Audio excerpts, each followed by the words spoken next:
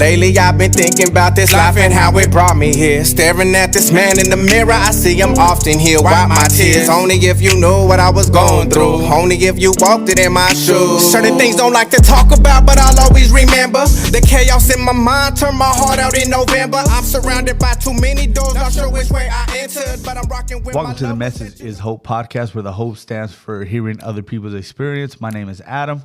And my name is Mike, and this is our intro episode, right? Yep. So we wanted to put this together. We've recorded a little bit. Right. We've got comfortable in front of the microphone, and we just wanted to circle back and do an introduction. Yeah. So what this is and what it means to us. So We have about 5 interviews right now, right? 6. 6 interviews right now. That's Yeah. right. We got 6 interviews. Some really cool, interesting people that I'm really excited to start putting out there. 2 of those one of those includes my interview. Another one includes Mike's interview. So I think those are going to be really good and really informative and kind of give you guys a better understanding of why me and Mike want to do this, you know. Those will be episode 2 and 3. So this whole project has kind of been, it's been something you've been wanting to do for a long time. For a long time. I kind of got started on something like this early in my recovery. The person I was doing it with is loaded right now, so okay. obviously that didn't pan out. Right. But it was something I was interested in as well, and we had the resources, to get this done too, because this equipment's expensive. Yeah. And so we were blessed with the opportunity to be able to borrow some. Mm-hmm.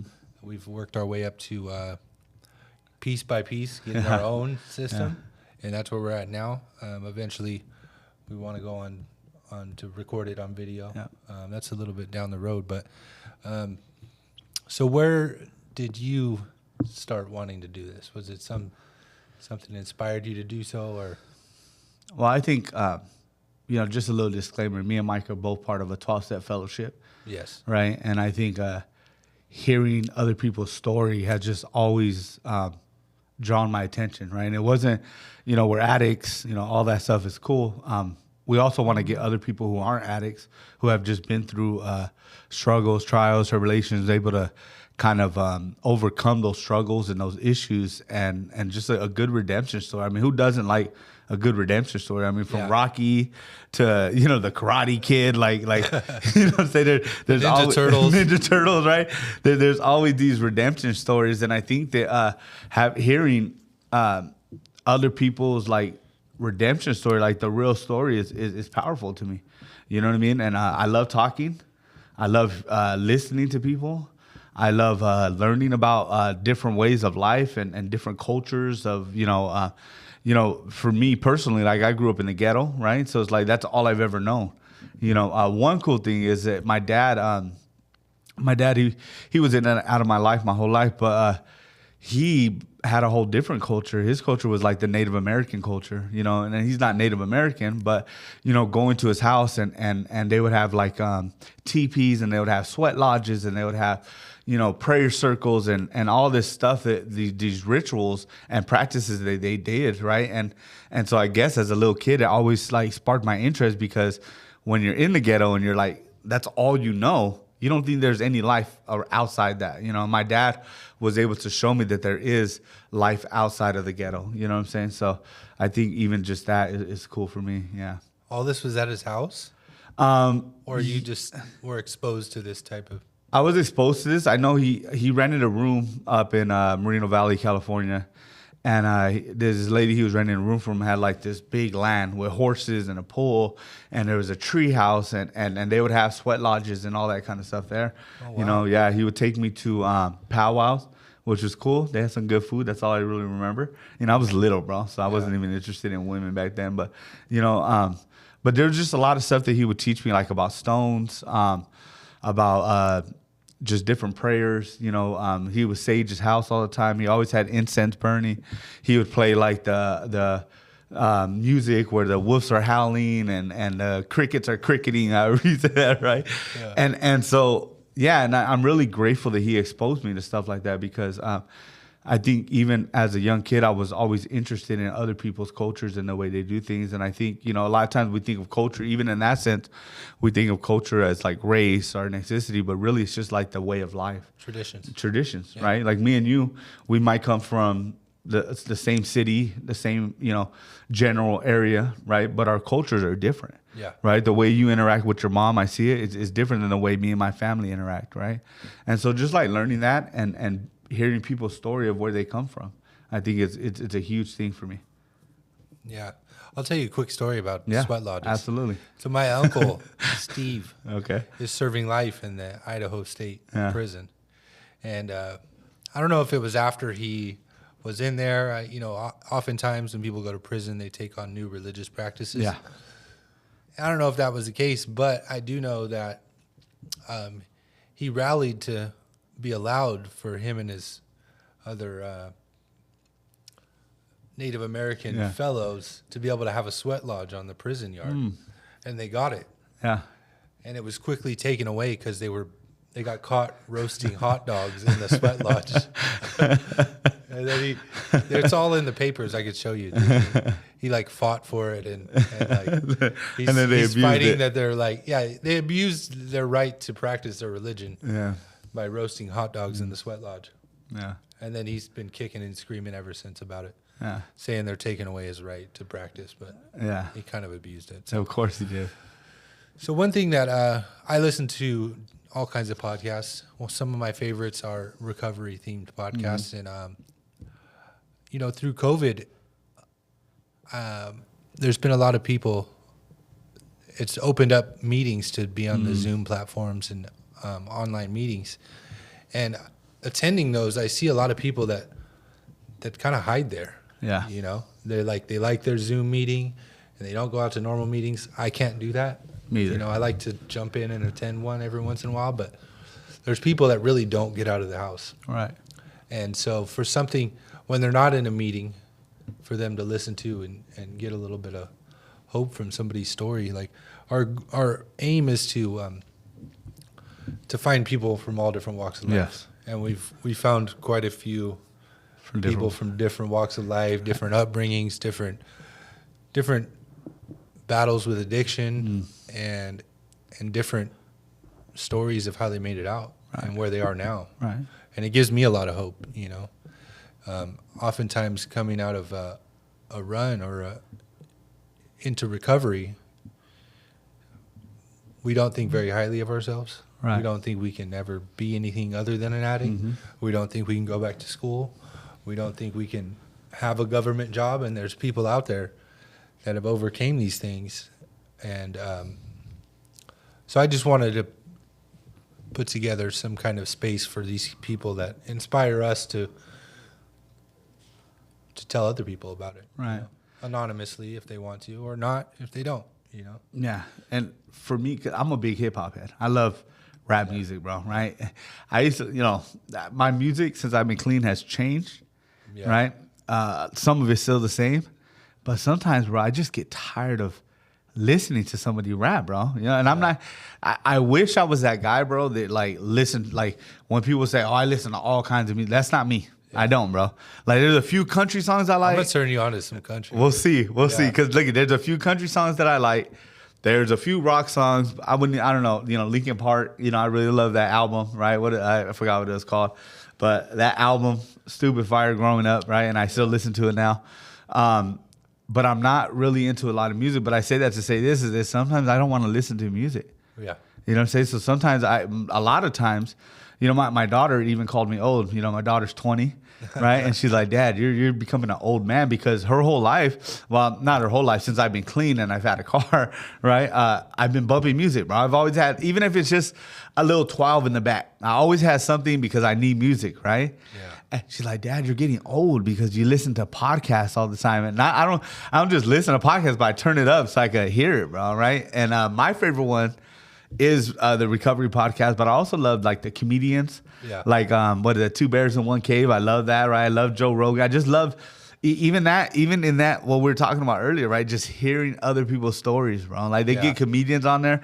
You know, Joe Rogan will get like a scientist, and he'll talk about how your brain works and what how important sleep is. And for me, I find all that stuff interesting. Even when I was doing math, bro, I would put on fucking documentaries. You know what I'm saying? I mean, it wouldn't last long.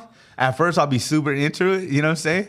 But then after a while, I'm like, okay, I got to fix something or clean something or go get more dope, one of the two. You know what I'm saying? But I like listening to interesting stuff, and I think that hearing people's experience in a rough spot is interesting, and more importantly, hearing what their life is now. You know, giving people hope is a big part of recovery, bro. Yeah.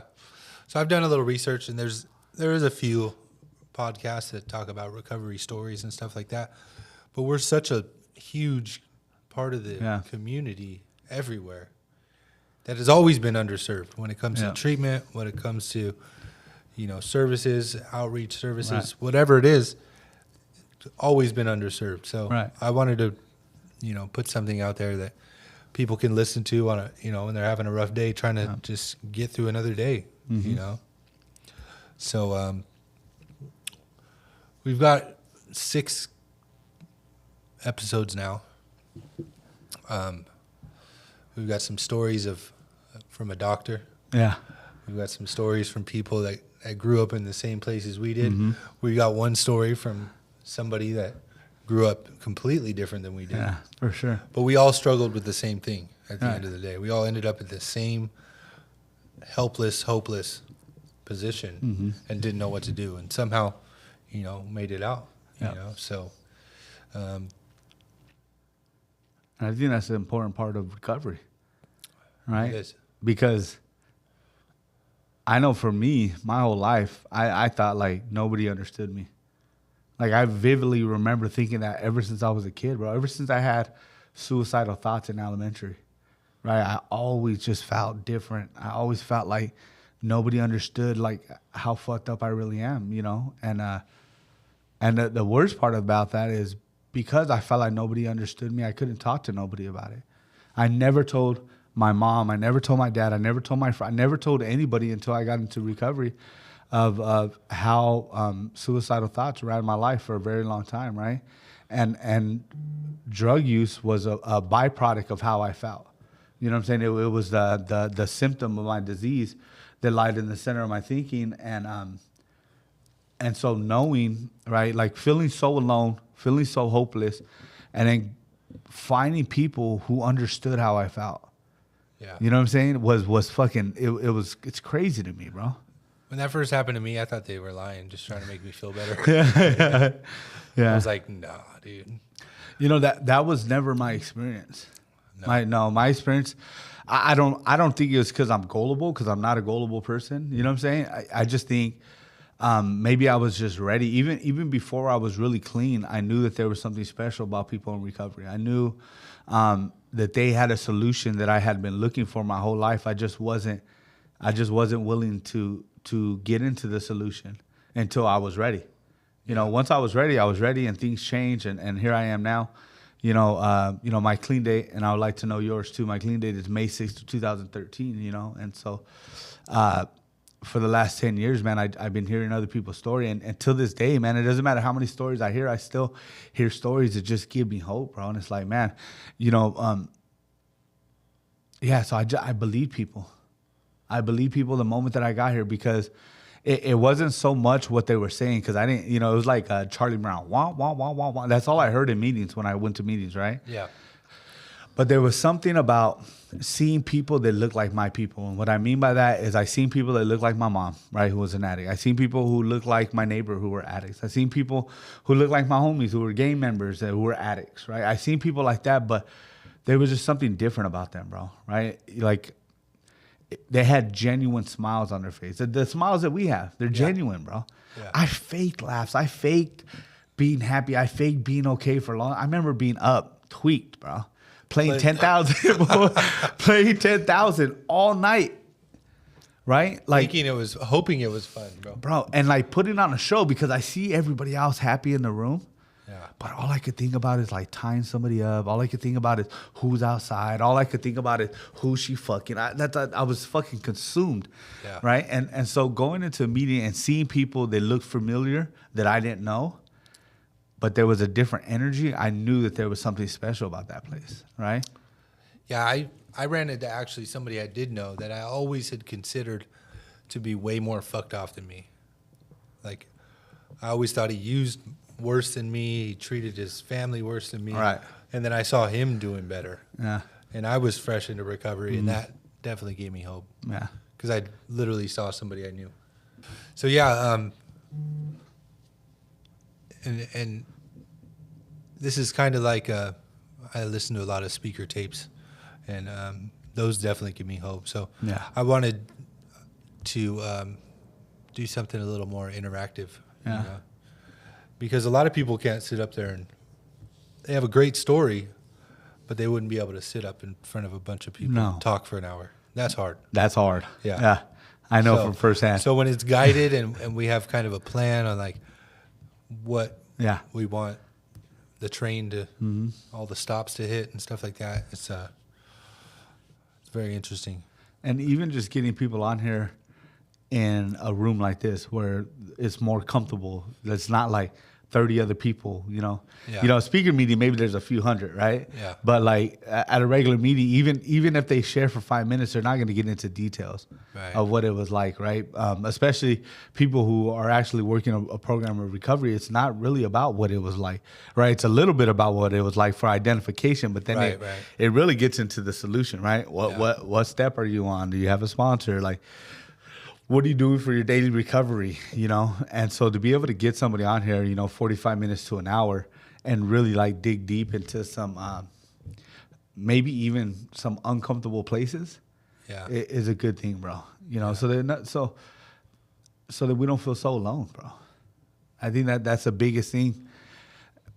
I just had somebody hit me up and ask me, they're like, she's a therapist, love her to death, bro. She helped me out with a lot of stuff. She's not my therapist. She's someone I work with, right? But she's helped me out so much, bro. And she's always been able to talk to me. I've always been able to confide in her, like with the things I got going on with my kids.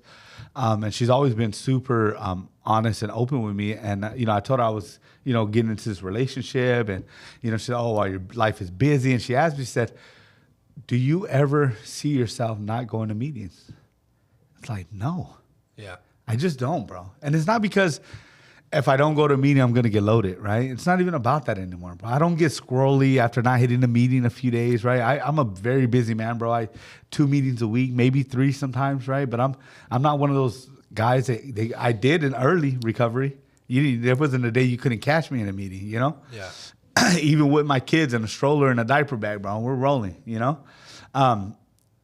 But I just don't see myself walking away from a fellowship that saved my life. And when we get clean, we need a message of hope. Right. When we stay clean, we give a message of hope, right? We're obligated to. Yes, Yeah. 100%. Yeah. It is our duty, Yeah. right?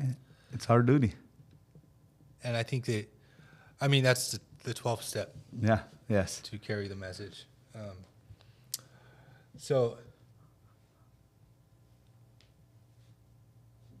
what are some of the messages you heard early on that really stuck out to you? Okay. Share it anonymously. Yeah, obviously. Yeah, no. And you know what's funny is somebody told me a long time ago that the messenger isn't important. It's about the message, right? And so the messages that I heard in early recovery, I don't even remember their names or who said it. I mean, there's a few that I remember because some of those messages were rude and they kind of pissed me off at first. But, you know, the truth will piss you off before it sets you free, you know? Yeah. But one of the messages I heard was if you want your kids back, because, you know, my story is I came in here with a CPS case. I didn't have my kids, right? And they said, if you want your kids back, stay clean. If you want to keep your kids, work steps. Ooh. And for me, bro, that's just my story because I would get clean. I would get my kids back. Like, that wasn't my first CPS case, you know? It was technically my second, but in that first CPS case, I relapsed multiple times. So I would lose my kids, get them back, lose them, get them back, you know? And so when they said that, I was like, man, that makes sense. I stayed clean and I got the kids back, but I didn't work steps and I didn't keep my kids. So that was a big message for me that really motivated me to get into some work, right?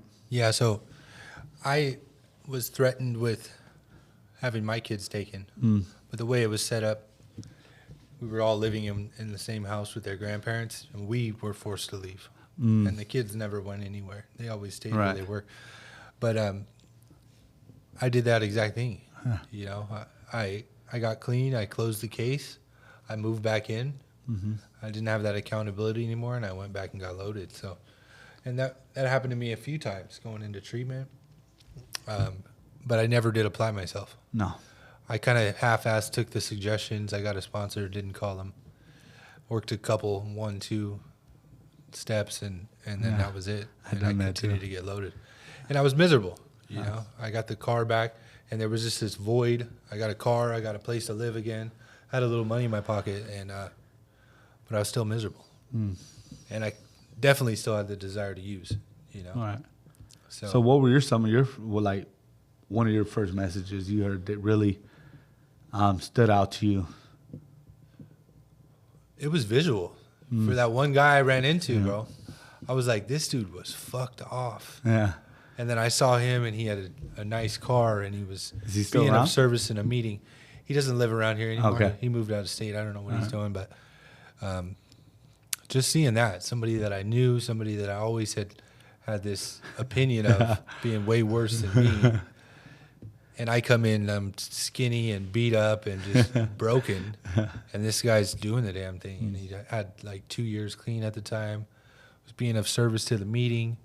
And he had that smile on his face. Wow. And he had a peace about him. Yeah. And it was because he was working steps. So I didn't stay clean that time either, but that did, Yeah. I always remember that, running into that dude. And So there's seeds that are planted. Yeah, You know? absolutely. Yeah. Yeah. Yeah, so there's seeds that are planted that maybe didn't stick this time, but they were right here just waiting to be watered. And then once they got watered, then it's like, oh, now I understand what he was saying, or now what he said to me or what she said to me really resonates in my life. Yeah. Yeah. So I also ran into this time. So my clean date is September 28th, 2022. Okay. So I've got a little over 16 months clean now. There and, you go. Aren't you gonna clap? No, I'm kidding. So I ran into people that got clean when I was a kid that I remember from being in the rooms. Right. And got clean. They were my neighbors in this apartment complex that I grew up in, and they were still clean, and they got 25 and 30 years Right. now, and they got one thing in common. They all look different, they all grew up different, but the one thing they have in common is they work a 12-step program to the best of their ability. So just seeing that, and this last time I had cheated death a few times, Right. and coming to realize that, and being in a treatment center, which is the best place I think for somebody to start feeling all those emotions and realizing all these things that, and just having that eye-opening experience. So like, I hadn't seen my kids in months, hadn't talked to my family in months or seen them. Right. Everything that I had acquired, all the material things were gone. I had a duffel bag of like messed up clothes, like not even nice clothes, just like, I had nothing, And so I was willing to do anything at that point, Right. whatever it took. So everyone's experience is different. That's my experience. Yours is a little different. We both bumped our heads quite a few times. Yeah. And tried it our way a few times, and it doesn't work. No. So there's this program that's laid out, and it's been the same for years and years and years and years, and it's continually working Right. for people all over the world. And so I thought I'd give it a shot, man. Yeah. And now I like to share it with people. I ran into a couple guys that came and saw me when I was in the county jail. They were doing an H&I panel. And I ran into them at a meeting. And they were really excited to see me because it wasn't very often that one of those guys in there would run into them at a meeting. And so they pulled me right in Yeah. and got me involved. And now that's something I get to do and talk to people that are just starting this thing out. Yeah. And are still kind of like in the fog a little bit. Some of them aren't even listening, but it doesn't really matter because if it touches one person just a little bit, Yeah. then it was all worth it, in my opinion. So, And our, when we do carry a message like that, our job isn't to worry about who's going to take it in, who's not going to take it in. It's just about giving our experience, strength, and hope, into places that need it. Yeah. And whatever happens after that, it's up to them, bro. Because a lot of people, I know for me, right, I got it twisted. I thought that, I thought people in recovery were supposed to do something for me. Like, you're not changing my life. Or like, I remember even the sponsor I have now, he was my sponsor right before my last relapse.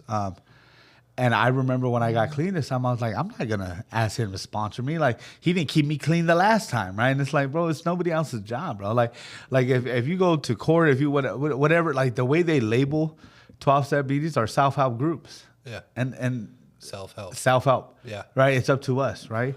I've heard them called awareness groups too. I like awareness groups too. Get aware of that shit, bro. Because, Aware of yourself. aware of is what it ourselves. means. Yeah, for sure. That's what I'm saying. Aware of ourselves and who we are, why we get loaded, and for me, how bad it really was. I think, it's very common for people to think I'm not that bad. Oh, yeah. It's not that bad, right? And I shared this a few times, but I could always find someone across the room that's worse off than me. Yeah. Always. And be like, oh, well, I'm not as bad as him, right? Yeah. I talk to bushes, or he talks to bushes, I talk to trees. People hug trees, people don't hug bushes, so I'm somehow different. Yeah. Right? Or whatever the case may be, he doesn't keep his shoes clean. He's, talking to himself, at least, I only talk to myself in my head, or whatever the case may be. He's answering himself. Yeah, I only talk to myself. Yeah. I don't answer. You know what I'm saying? Yeah. So, I think self-awareness and really, and that's why for me step work is so important, because step work, I got to see my disease for what it really is, right? And I understand, bro, the steps aren't for everybody. Like, if you don't want to work 12 steps, right? You want to do another program, do it, right? Whatever you're gonna find that's gonna work for you. I tell people all the time, bro, if you're gonna do the church route, okay, cool, but don't go to church Sunday and hope that by next Sunday you're still clean, bro. Right? Go to and it's the same principles that we have in the program, right? Go to church. Ours is meetings, right? Yeah. Find a place at church that you could be of service, right? And then not only do that, but study, right? You study the Bible, right? While we study our book, right? We're of service on area levels, right? Whether secretary, GSR, chip person, even the coffee person, the chair setup, whatever, right? And to apply those principles into another program, it's valuable. All of the principles you can find them in the Bible too. Yeah, 100%. Every single one of them.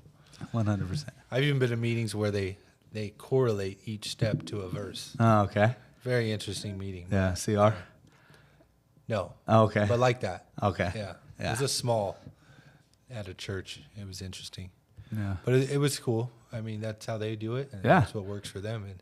And I don't think that me personally, I don't feel like 12 steps has a monopoly on recovery. You know what I mean? It's not the only way, but I will tell you that it's the only way that's worked for me. Yeah. Because I tried everything, bro. I tried the therapy. I'm not saying that I didn't do therapy early recovery. I just actually did another round of therapy about a year ago, bro. Because I don't know how to be in relationships. I'm very insecure. I'm all that stuff, and I felt like I needed professional help. I don't know how much it helped, but I got it right. It planted a seed. Yeah, I planted a seed, right? So I tried therapy alone. I tried church alone. I tried men's home. I tried treatment centers. I tried all that stuff alone, and those are all for me. This is my story, right?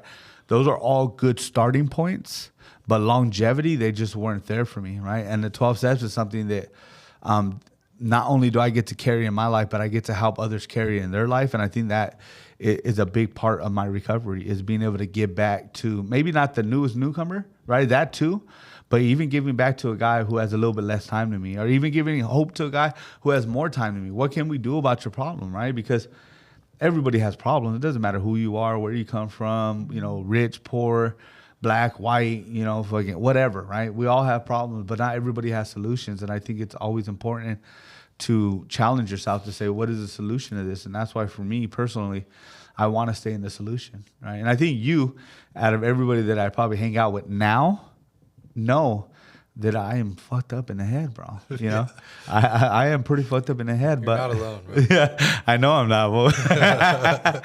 But So no, go one ahead. thing that is very foreign to us is asking for help. Yeah, And we're asking for help from another person who's Yeah. a little bit ahead of us in the game, you know. And but that's super important. I mean, a program is the program. right. But we need someone to show us. Yeah, And it's the only place that I've found you can walk into a room and there's a room full of people wanting to help you yeah, and really don't want anything from you. yeah, And that's priceless to me. yeah, You know, anywhere you go in the world, if you go to a doctor's office, you go to a therapist, you go to anywhere, yeah, there's always a cost. yeah, And in the program of recovery, there is no cost.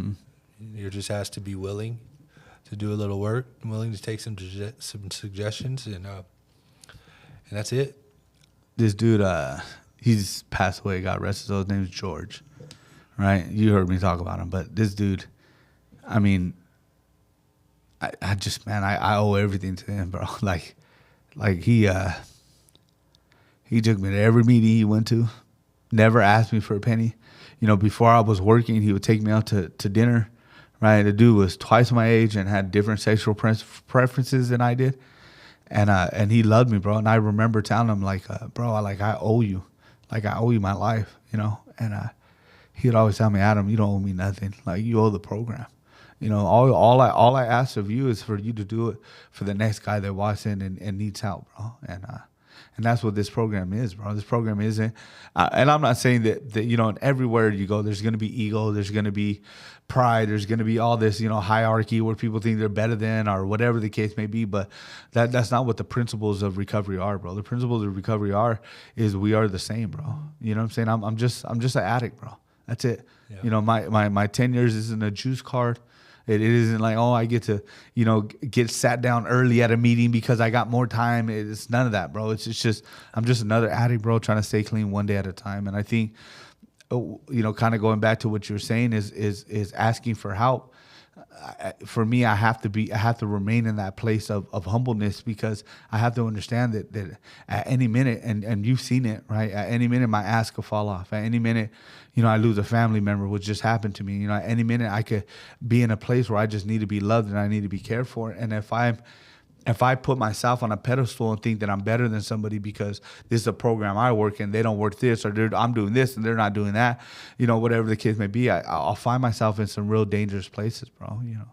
And you'll start thinking that you don't need help. Yeah. Step 7 talks about it, bro. Yeah. Right? It says humility is, I'm butchering it, but it doesn't matter, right? Humility is to Humility, the addict, like air is to breathe or something yeah, like that. as humility is to recovery, what food and water is to staying alive, bro. Right? And being humble and understanding, man. Like, my sponsor, he taught me that. Right? I think my sponsor got 28 years. He just came up from 28 years. And this dude, bro, he would call me, you know, early on in my recovery and tell me about his fucked up day. And I would think to myself, like, why are you telling me? Like, I got my own shit, bro. Like, I'm trying to get to work on time on this stupid bus, bro. Like why you know what I'm saying? But he was teaching me that we're all the same. We all struggle. We all have our faults. You know what I'm saying? That there's things that are going to be hard for me to deal with, that I'm going to need other people's help, bro. You know, and he's never made me feel like he was better than or he was a power or had some kind of authority over me. You know what I'm saying? He always let me do my own thing, you know? He never put any rules or regulations on who I should be as a man and how I should behave. All he did was suggest, hey, maybe you shouldn't be on your phone. Hey, maybe you shouldn't sleep with this girl, right? I mean, I didn't listen to him, but they were good suggestions, right? And but yeah, for me, I think it's really important that we have that sameness, right? And I mean, correct me if I'm wrong, but I don't ever treat anybody like they're less than me, bro. I don't care how much time you got, because I learned from everybody, bro. And I'm not like a super old timer. I don't mean to sound like that. I'm a mid timer, bro. You know, I'm a mid timer. But it's crazy because somewhere online, I started going to meetings. I'm like, dude, I have the most time here. Yeah. You know what I'm saying? It's crazy when that happens to me, bro. I can't even. Yeah, it's crazy. It is crazy. So yeah, just like we've been helped Yeah. from hearing other people and people getting vulnerable with us, that's kind of what we want to do here, and put it. We don't know where it'll reach. No. We don't know who's going to listen to it.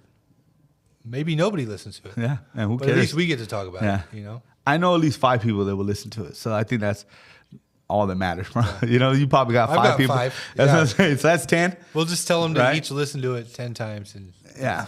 make us feel better about Yeah. it. Yeah. And before we kind of end this too, just so everybody knows, me and Mike, we're not professionals. No. We're not professionals offering some kind of professional help. No. We're not psychiatrists. We're not therapists. We're not, we have some, we have professional things that we do in our life. Yeah. Right. But even in those professions, we don't act like we're experts or we know what we're talking about. Like, at the end of the day, we're just 2 addicts trying to give back hope, something that was freely given to us. Yeah. And that's kind of it. One thing I want to mention Yeah. that we don't mention in our interviews is that, like, today we are professionals. Yeah. And we share a lot about, like, Yeah. how bad it was. But the reality is, like, we show up for work every day. Yeah. I show up early for work every day. And I show up on time. Not early. Hey, doesn't matter. No, I know. We show up. Yeah. Yeah. Something I could never do. Like, if there was somewhere I was supposed to be, like, you can count on me not being there. Yeah. So that's one of the other things that I know that I didn't mention in my interview. No, And, I didn't either. I don't even think, just a little disclaimer. I do work in treatment. Yeah. I am a counselor, but to me, that's not really important to my story. Yeah. It's just not, bro. You're a professional. I'm a Just leave it professional. Like that. I'm a professional in the field, Right. right? I'm not a professional in recovery. And what I mean by that I'm is a professional addict. Yeah. Oh, me too. I'm a professional fuck up for sure, bro.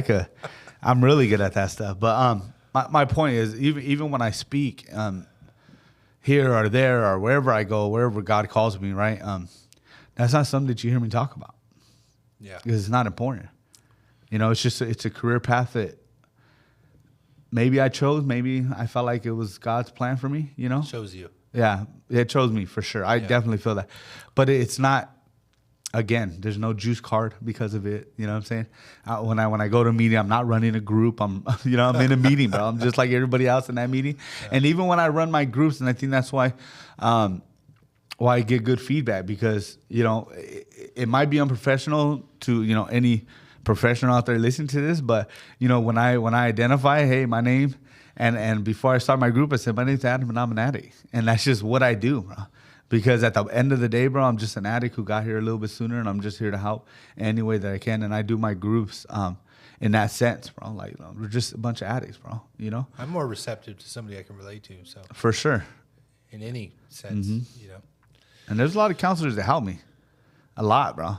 Yeah, a lot of counselors that really poured a lot of good knowledge into me and a lot of good love into me.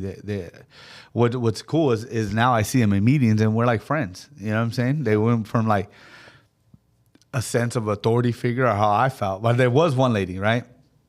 I was in family drug court, right? Which is like a DCFS family court. Yeah. And she was my worker, bro. And so she was an authority figure. She was like, gotta go to meetings, you gotta get a job, you gotta do this, right? I couldn't stand her for the life of me, and I fucking love her now. I'm not gonna say her name, but I absolutely love her and care about her. She's so awesome. And the cool thing is when she goes to a meeting, guess what she is? Just another addict, bro. Yeah. Just like the rest of us, you know what I mean? So, yeah. So. All right, well, let's wrap this up. As someone who struggled with addiction in the past, how does it feel to be able to give hope to others who are still struggling now? It's such an honor to be able to hear other people's experiences of life, to see how when faced with the very thing that was sent to destroy you, kill you, and take you out forever didn't, but rather you have been given a second chance to give hope and be a light for those who are still in the dark. So don't be afraid to share your message to the world. You never know whose life you might be saving.